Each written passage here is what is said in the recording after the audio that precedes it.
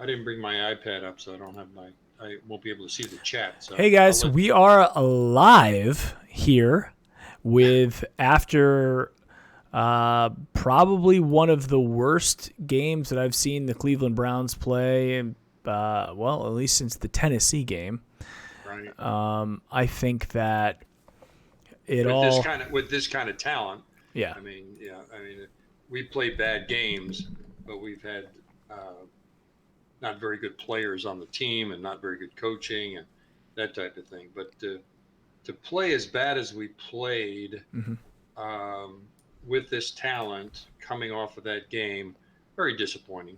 Very yeah, it's disappointing. it's really frustrating when we head out to California. Everybody's hyping up the Browns game. They're hyping up all of our players, and then you Right. get so excited for it. This felt like the Tennessee game 2.0. Worse. It was actually worse. I mean, I was psyched for the Tennessee game. I was psyched for this game too, Mm-hmm. but we didn't have a game under our belt um, that gave us momentum to really go from here. Yeah. This having the Baltimore game under our belt, um, and then to lay an egg like we did today, um, and it's one game, so you can't. It's not the whole season. Yeah.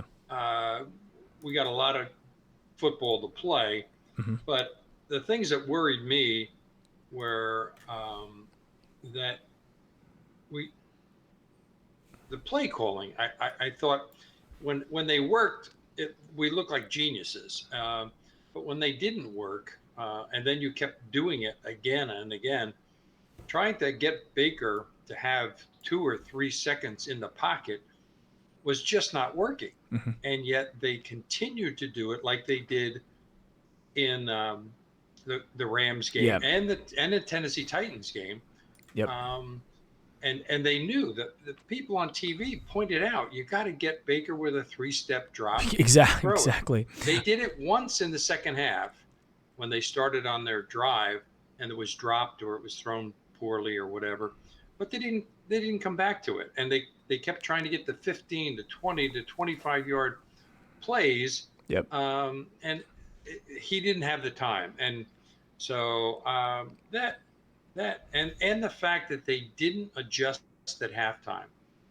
Great coaches, you make an adjustment at halftime to what they were doing to you. We caught some breaks with missed field goals and a blocked field goal. Yeah. It could have been a lot worse. And every time we had a potential break go our way, we just threw it away. We just couldn't. And Baker did not play well. He One, he held on to the ball too not so much too long. He just didn't have that much time, Yep. and and he missed some guys. I mean, he Mm-hmm. just flat out missed guys. Um, and if that guy gets his foot down, I forget who it was. Maybe it was Jones or Harris or whomever on the first series. When he goes up, he makes a great catch. Yeah. He gets one foot down, the other one's just out of bounds. That keeps that drive alive, and it goes in. When Chubb made that run, looked like he might have broke it and actually scored, but the guy caught him and knocked him out of bounds. Yeah. When he made the run, I said, "Oh, we're now we've righted the ship. We're going to get back in the ball game, and we're going to play tough from this point on." Mm-hmm. Well, we got it down to the 5 yard line, I think, Yep. and false start, and we're right back at the 10 yard line. And the momentum, even though it was only 5 yards and we were still first at goal, it just I think that's the one of the most annoying things that I see with this team.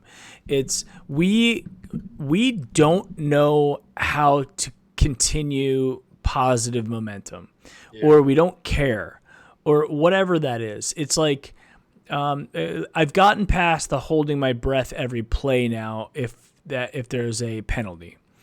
But what I haven't gotten past is the next play, that there's going to be a false start or there's going to be something stupid that we do, an offensive unforced error that puts us in a position that we have to do more to be successful. We're fighting against we're playing against another team, but then we decide to make it. We're playing against ourselves as well, which is as fans, it's very frustrating to see that.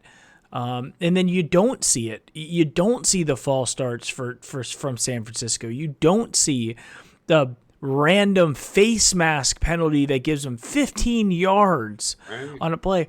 And then to start off the game with an 83-yard run up the middle untouched is unacceptable. It's an unacceptable way to start the game. That went over slightly on the left side over Myles Garrett. They, on the replay, I looked to see, what happened, and Myles Garrett he's a defensive end. Mm-hmm. You've got to protect the edge, and he blocked down, I think, on the inside. And I have to look at that play again because it looked like he ran through. It looked like he ran through, like right. Oh, he had the hole was huge. But it looked like it was a counter play. It looked like he was like, and then cut back around. I don't know if that was necessarily on Garrett. I have to look back at the play. Yeah, I'll look at it again because he didn't get around the outside. It wasn't that he lost containment. No, he did not. He did not. He just ran right through the giant hole. Yeah, that play was on the linebackers.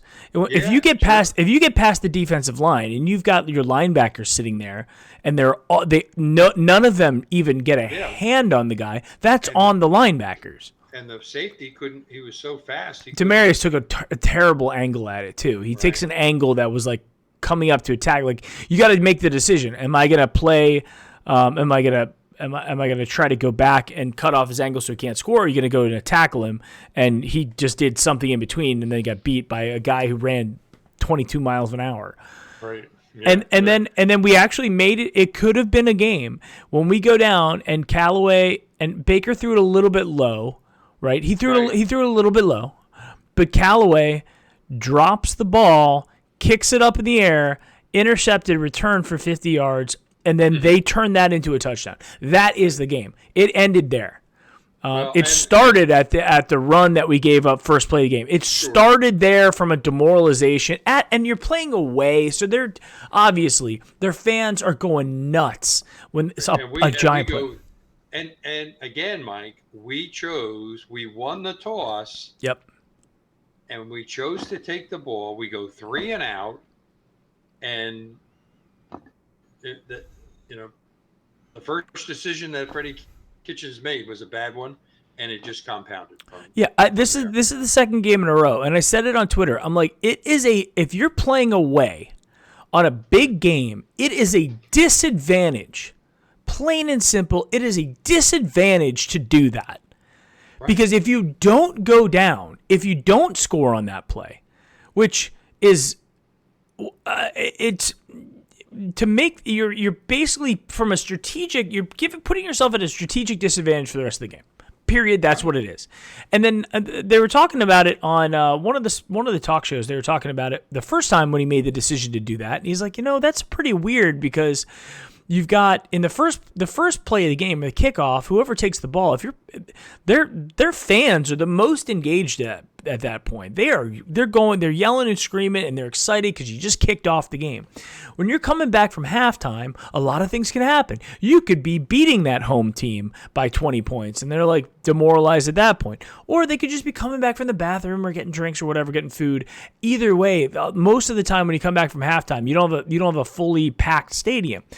So they're not going to be as rocking and rolling as they are to start off the game.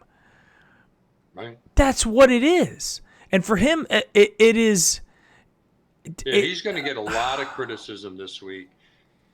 The only good thing for Freddie Kitchens this week is it's a short week, and he'll have to take the heat tomorrow as far as the play calling. Yep. As far as even putting Odell Beckham back. Oh, I was going to tweet something about that too. I'm like, you're down 25 points with 7 minutes left, and you're asking your star player, right, to go make something happen. And like, come on, like I was almost glad that he fumbled it, so that they could run out the clock, and that nobody get injured.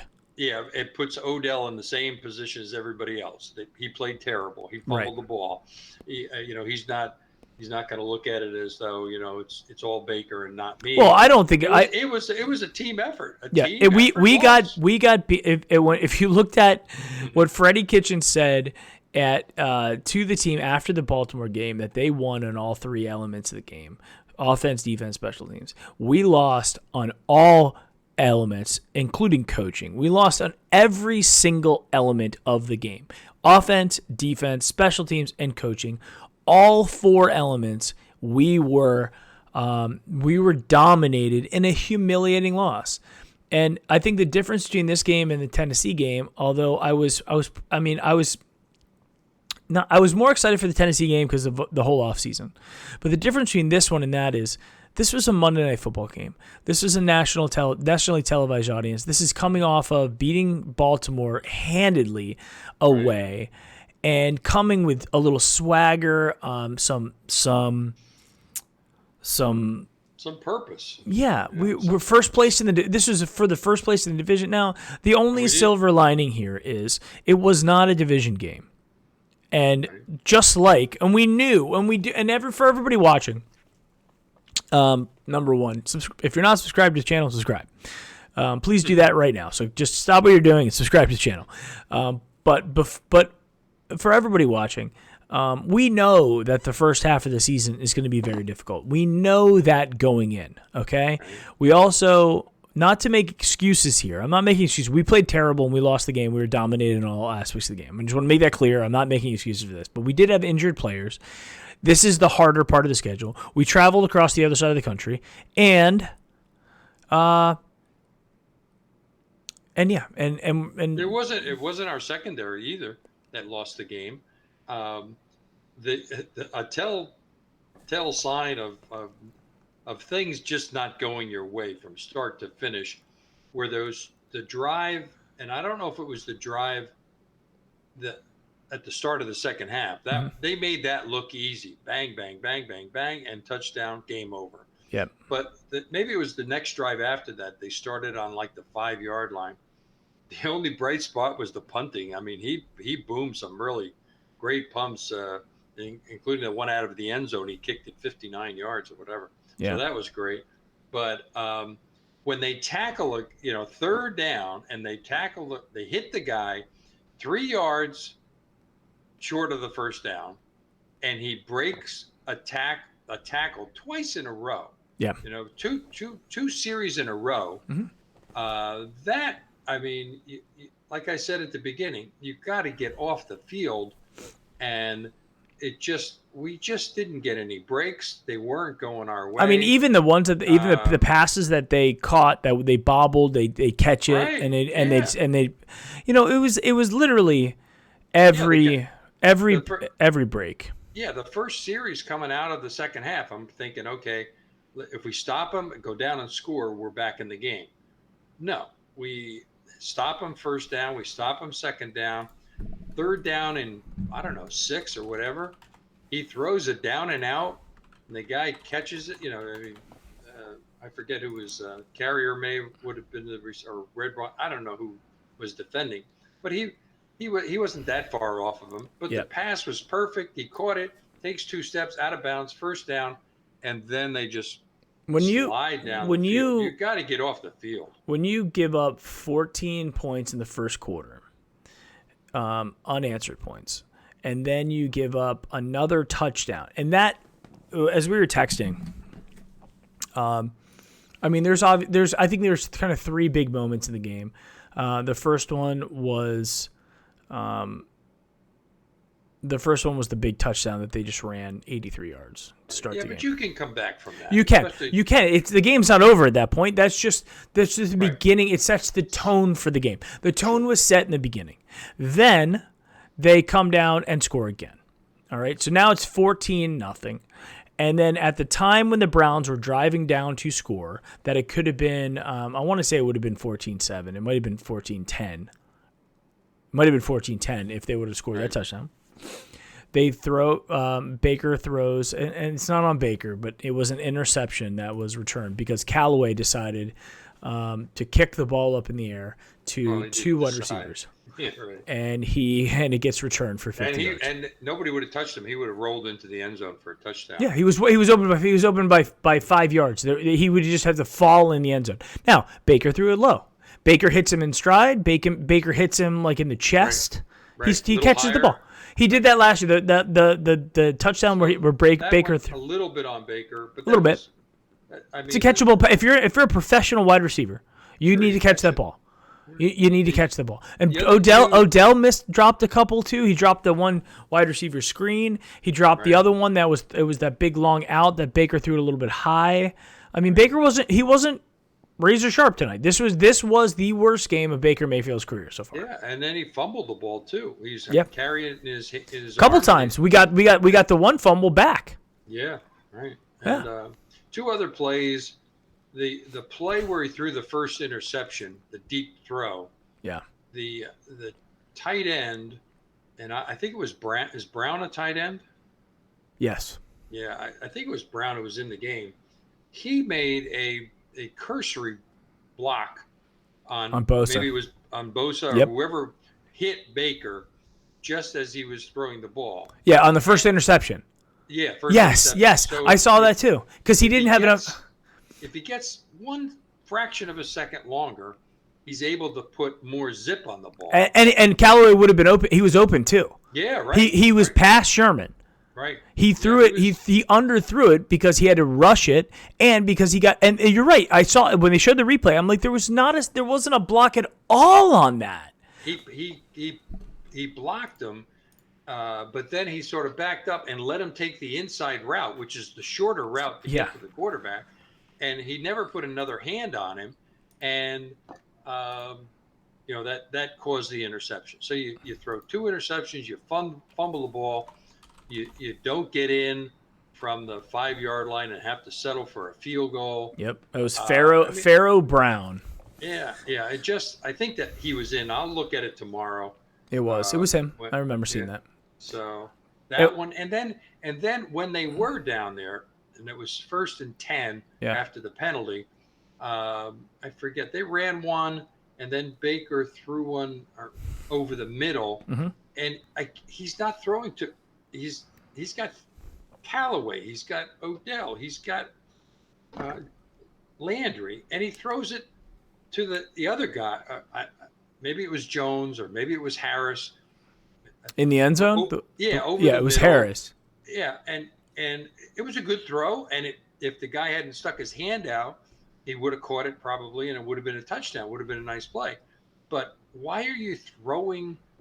Why aren't you putting the ball in the hands of your top guys? And I looked at it, and Odell had cut across the middle, and if he had looked to the right, he would have thrown that same pass. Odell would have. There's something wrong, and they showed that one statistic that Baker at that point, it's probably worse now, but he had a 25% completion percentage in the red zone. There is something wrong with that. I don't know if the anxiety level goes through the roof when he gets down there and he feels like he has to get it to Odell. I don't know if it's the play calling's different, but I also feel that when we get into the red zone, we get into those situations, that's where we start falling apart from a false start perspective, and we start doing that. We just can't keep ourselves.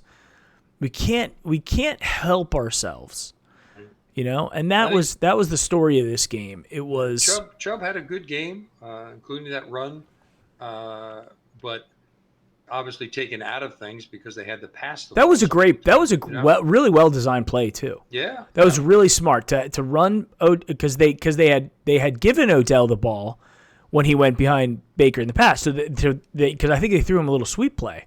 So when they did it again and Baker did the fake and the fake where he just kind of like that and then handed it off.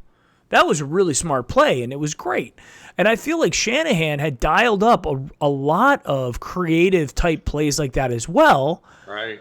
Where in the first half he was dialing up creative plays. He was trying to show like, hey, I can call these plays too. Right. And we weren't executing. When we get down into the red zone and we come away with field goals or worse, we don't win games. And they went down there, and I just felt like we were a JV team playing against a varsity team. That's how it felt today. Yeah. This was... Yeah, when you don't play well and you don't get any breaks, they all go against you in terms of penalties or tip balls or guys making one-handed catches. They threw one, the guy caught at it, off his finger, off his shoe tops for a 15, 20-yard play.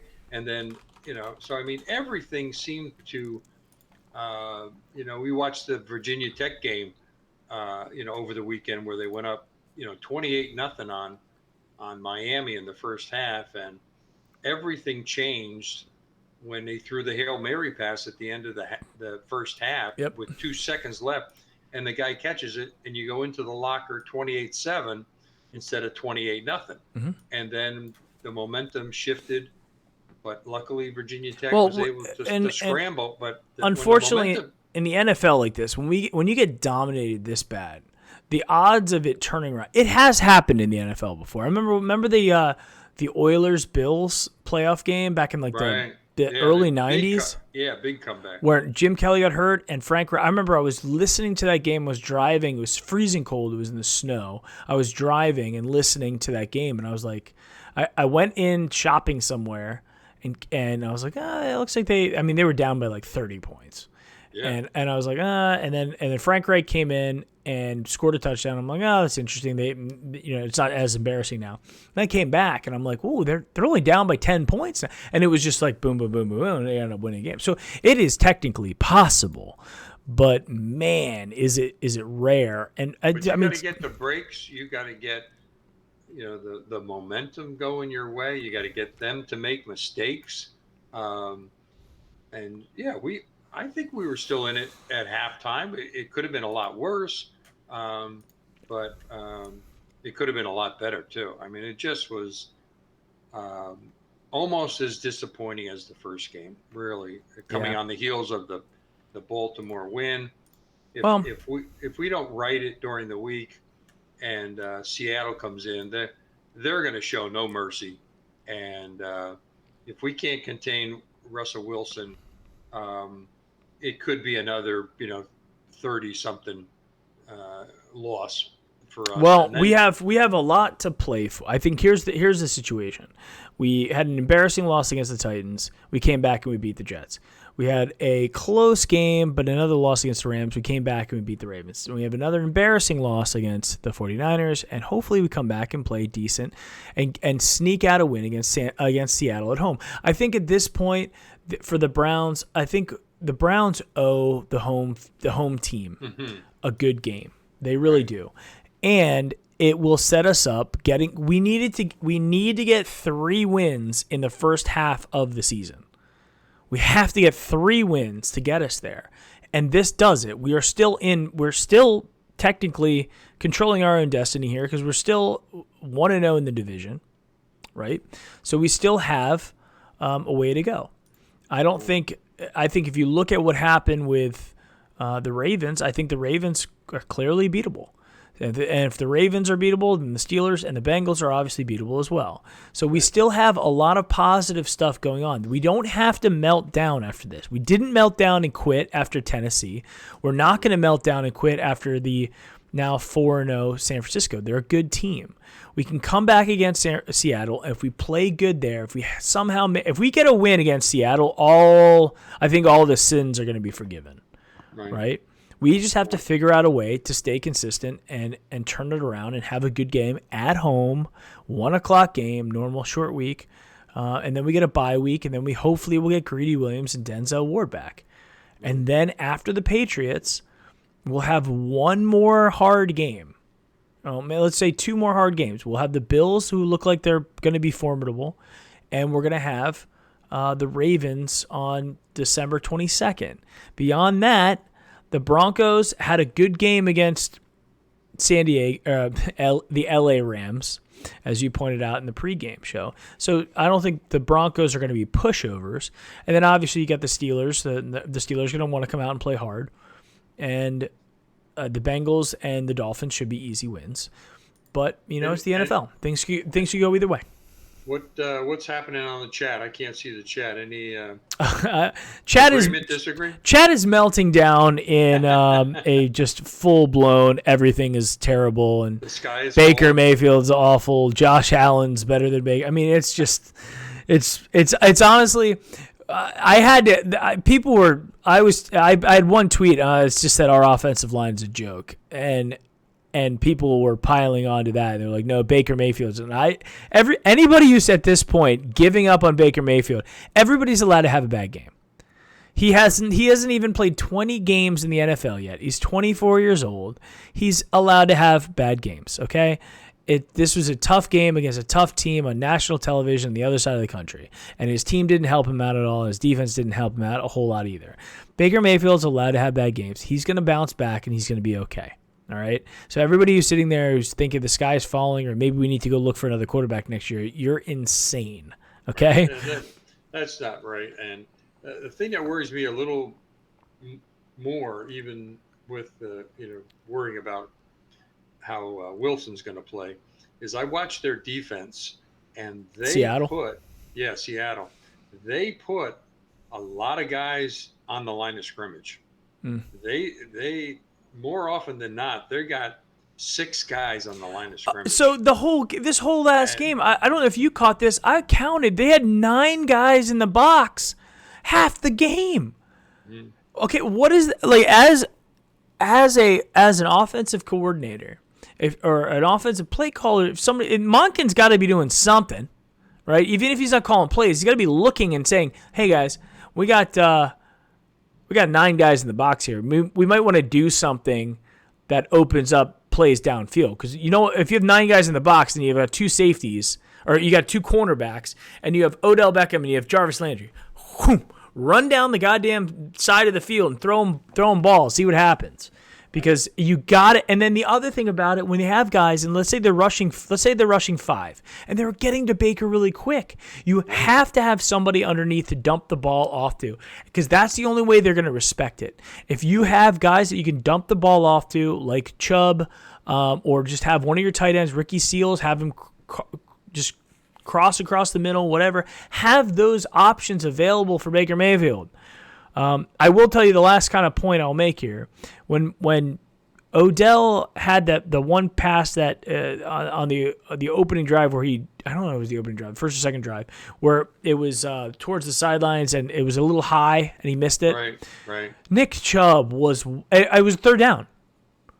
Nick Chubb was open. Nick Chubb he could have just dumped it to him and Nick Chubb would have got you 15 yards. Every other quarterback in the league takes that over trying to force a ball 15 yards down the field.